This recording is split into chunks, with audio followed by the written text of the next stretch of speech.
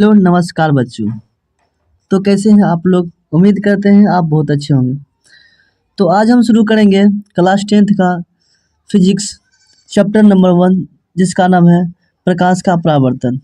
ठीक है, सबसे पहले जानेंगे कि प्रकाश होता क्या है। प्रकाश के बारे में पहले जान लेते हैं। तो समझिए,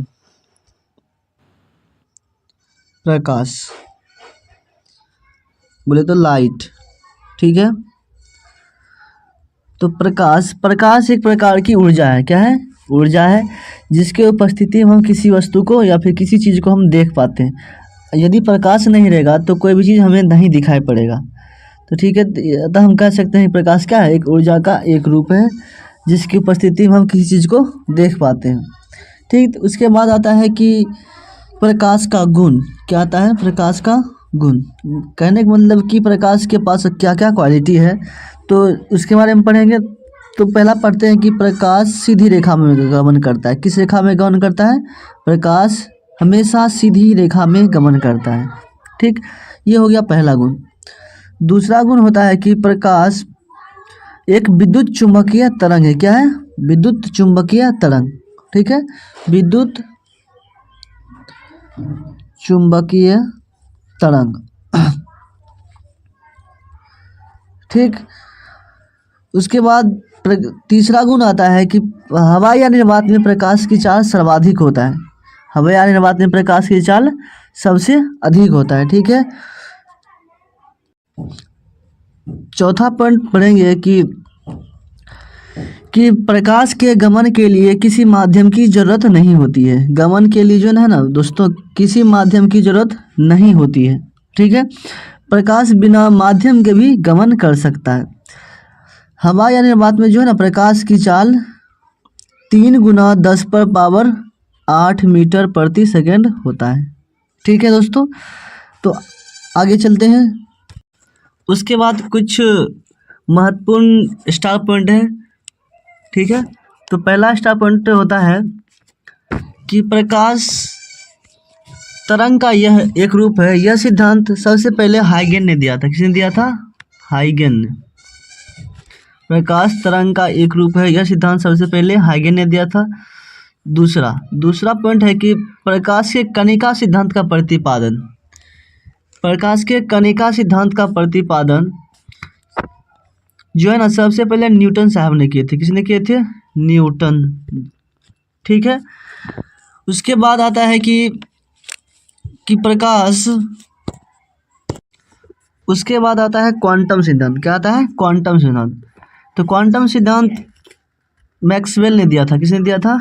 मैक्सवेल ने क्वांटम सिद्धांत दिया था। ठीक है दोस्तों, तो आगे चलते हैं और देख। तो अब हम जानेंगे किरण के बारे में। किसके बारे में? किरण के बारे में। ठीक है, जिसे इंग्लिश में रे बोलते हैं। ठीक है, तो रे समझते हैं कि रे किसे कहते हैं। प्रकाश के गमन पथ की दिशा को क्या बोलते हैं? किरण बोलते हैं। क्या बोलते हैं? प्रकाश जिस रेखा पथ पर गमन करता है उसे किरण बोलते हैं। क्या बोलते हैं दोस्तों? किरण। ठीक है, तो आप समझ देंगे कि किरण पुंज कहते हैं किसको? क्या? किरण पुंज। ठीक है, किरण पुंज, जिसे इंग्लिश में बोलते हैं beam of light. Beam of light. ठीक है, तो नाम से ही स्पष्ट है कि इस मतलब ढेर सारी किरणें होंगे। क्या होंगे? ढेर सारी किरणें।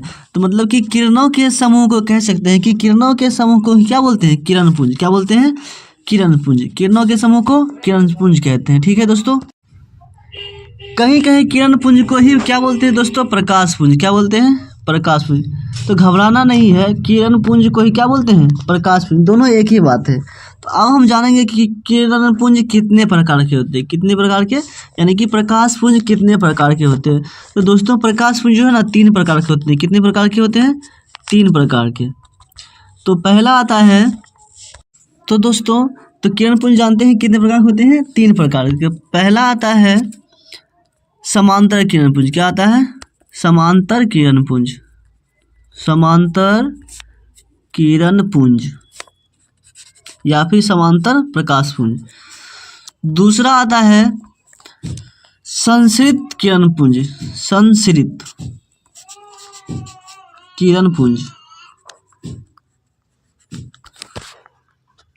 ठीक है दोस्तों। उसके बाद तीसरा आता है अपसृत, अपसृत किरण पुंज। ठीक है दोस्तों। तो आगे चलते हैं, पहले जानेंगे समांतर किरण पुंज कहते हैं किसको है। ठीक है, तो देखेंगे समांतर किरण पुंज। ठीक है, समांतर किरण पुंज।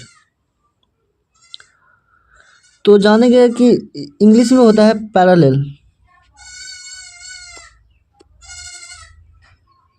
Parallel beam of light, beam of light. ठीक है दोस्तों। तो जानेंगे कि समांतर किरण पुंज कहते किसको हैं, समांतर किरण पुंज कहते किसको। तो इसका परिभाषा होता है कि वैसा किरण पुंज जिसकी सभी किरणें एक दूसरे के क्या हो, समांतर हो। सभी किरणें क्या हो, एक दूसरे के समांतर, मतलब कि कभी एक दूसरे को काटेगा ही नहीं। तो उसे बोलेंगे कि क्या, समांतर किरण पुंज। क्या बोलेंगे, समांतर किरण पुंज। समांतर किरण पुंज में क्या होता है कि एक दूसरे किरणें जो है ना एक दूसरे को कभी नहीं काटती है, एकदम से सीधा रहेगा, रेल की पटरी की भांति कभी नहीं काटेगी। तो इसे बोलेंगे समांतर किरण पुंज। क्या बोलेंगे दोस्तों, समांतर किरण पुंज। उसके बाद दूसरा पॉइंट आता है संश्रित किरण पुंज। क्या आता है, संश्रित किरण पुंज। तो जानेंगे कि संश्रित किरण पुंज का परिभाषा। ठीक है, तो संश्रित किरण पुंज वैसे किरण पुंज को कहते हैं कि जो जहाँ पर कि सभी किरणें विभिन्न दिशाओं से आकर एक ही बिंदु पर आकर क्या होता है, मिलता है। जब सारी किरणें विभिन्न दिशाओं से आकर एक ही बिंदु पर मिलता है तो उसे बोलते हैं संश्रित किरण पुंज। क्या बोलते हैं, संश्रित किरण पुंज। ठीक है दोस्तों। इसे अभिसारी किरण पुंज भी कहते हैं। संश्रित किरण पुंज का दूसरा नाम अभिसारी किरण पुंज है। ठीक है दोस्तों। उसके बाद आता है अपसृत किरण पुंज। ठीक है, तो अपसृत किरण पुंज क्या है दोस्तों, अपसृत